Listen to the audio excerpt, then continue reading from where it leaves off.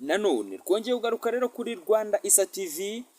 Uyu munsi tugiye kugaruka ku baperezida barindwi bakiri batoya hano ku mugabane w'Afurika. Uyu mugabane wacu rero mu myaka 50 ishize wagiye ushinjwa kuba uyoborwa n'abaperezida baramba ku butegetsi cyane, ugasanga ntibifuza kuba bava ku butegetsi. Ariko uyu mwanya ku mugabane w'Afurika hari ibihugu birindwi biyobowe n'abaperezida bakiri abapeti cyangwa se abajene, ku buryo mu bandi rwose ubu bareba bahagararanye ukabona baracyari batoya cyane kandi baragaragara ko bafite amaraso y'ubwana. Ikindi wamenye kuri aba perezida bateje ibihugu byabo imbere, kandi amasezerano yose bahereza abaturage babasha kubisohoza amahoro kandi mu gihe gitoya.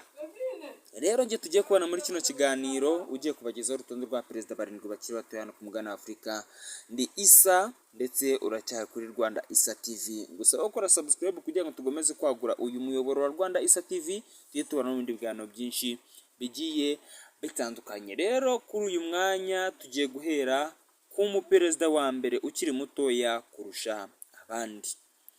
Umuperezida ukiri mutoya kurusha abandi ni umuperezida wavutse mu mwaka w'1848, akaba yitwa Ibrahim Traoré, ariko kubera ipeti afite mu gisirikare bakaba bongeraho Captain Ibrahim Traoré. Uyu ni perezida w'igihugu cya Burkina Faso guhera mu mwaka wa 2022. Uyu akaba ari we muperezida muto kurenza abandi muri Afurika, ahafite imyaka 37 y'amavuko. Kuri ubu ngubu akaba amaze ku myaka 2 gusa amaze ku butegetsi. Uyu muperezida Ibrahim Traoré amaze kurenga impfu zigera kuri 20. Buri mwaka bamusha inshuro 10.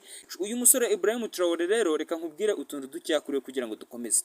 Uyu Ibrahim Traoré akijya ku butegetsi yubatse ibibuga by'indege, yubaka imihanda, agura imashini bihinga, ku buryo umusaruro byibuze w'inyanya yavanye kuri toni 100,000 ku mwaka awugeza kuri toni 350. Ikindi kandi uyu musore yongereye ibigo by'amashuri, by'umwihariko ababyeyi bari kubyara mu gihugu cyiwe bari guhabwa amafaranga azajya batunga kugeza byibuze ku myaka 2 bakiri mu kabyeyi, cyangwa se umwana bamaze kugenda kumenya kuvuga. Umubyeyi azajya ahabwa amafaranga yo kumwitaho kuva umwana avutse kugeza umubyeyi agize imyaka 2 abyaye. Reka tujye ku mwanya wa kabiri, tuve kuri Captain Ibrahim Traoré uri kuvugisha abanyamahanga, by'umwihariko ay'uburengerazuba. Amenyo barayakanja benda kuyamaraho kubera ibikorwa akomeje gukora. Reka tujye ku kindi gihanyaswa nacyo gihigwa bukware n'ibihugu by'uburengerazuba, cyane ko ari n'inshuti ya Ibrahim Traoré. Uyu nawe tujye kujyaho arahigwa bukware kubera ko ibihugu by'uburengerazuba. By'umwihariko ku mwanya wa kabiri turasanga Mahamat Kaka Idris Deby Itno. Uyu ni perezida w'igihugu cya Chad guhera mu mwaka wa 2001. Uyu akaba ari we uza ku mwanya wa kabiri ku rutonde rw'abaperezida batoya muri Afurika. Akaba Idris Deby Itno akaba afite imyaka 40 y'amavuko gusa. Ku mwanya wa gatatu rero tuhasanga Assimi Goïta. Uyu ni perezida w'igihugu cya Mali. Uyu nguyu ari guhigwa bukware n'ibihugu by'uburengerazuba nawe kubera ko ajya ku butegetsi yateye kudeta. Ikindi kandi ahita arwanya buri gikorwa cyose kimuhuza n'abo iburengerazuba, ibihugu by'Uburayi ndetse na Amerika, ku buryo uyu mwanya bari kumuhiga bavuga ko uwamwica bamuha amafaranga menshi, nk'uko bari kubigenza kuri Captain Ibrahim Traoré. Uyu muperezida rero w'igihugu cya Mali guhera muri 2021, uyu akaba ari we uza ku mwanya wa gatatu ku rutonde rw'abaperezida bakiri batoya hano muri Afurika. Uyu nguyu akaba afite imyaka 41 y'amavuko gusa. Reka tujye rero ku mwanya wa kane. Ku mwanya wa kane rero turasanga Bassirou Diomaye Diakhar. Uyu ni perezida w'igihugu cya Senegal guhera muri 2024. Uyu akaba ari we uza ku mwanya wa kane ku rutonde rw'abaperezida bato muri Afurika. Bassirou akaba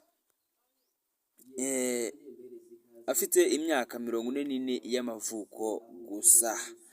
Ku mwanya wa gatanu turasanga umuperezida ukomeye cyane Madi Doumbouya, uyu nguyu akaba ari perezida w'igihugu cya Guinea Conakry guhera mu mwaka wa 2021, akaba aza ku mwanya wa gatanu ku rutonde rw'abaperezida bo muri Afurika. Doumbouya akaba afite imyaka 45 gusa y'amavuko.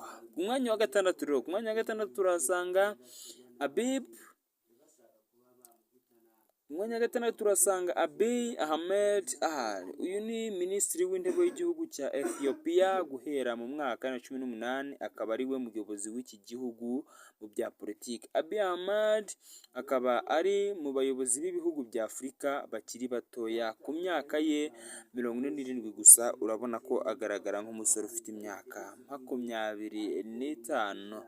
Ku mwanya wa karindwi turahasanga Andry Nirina Rajoelina. Uyu ni perezida w'igihugu cya Madagascar guhera mu mwaka wa 2019. Uyu akaba ari we mu perezida uza ku mwanya wa karindwi kuri uru rutonde. Rajoelina akaba afite imyaka 49 y'amavuko, ariko wagira ngo ni umusore w'imyaka 25. Reka ngushimire twabanye muri kino kiganiro, nkubwire ngo ngere twabanye ndi Isaac Sibomana. Gusa ukora subscribe kuri YouTube channel kugira ngo tuhitubana n'ibintu byinshi bigiye bitandukanye. Genda bakunda, Imana ikabarusha gusa bakunda kurusha amamesa. Ibindi duhurira muri comment, ndetse mukore like na subscribe kugira ngo tujye tubana mu bindi biganiro byinshi bigiye bitandukanye. Ciao ciao.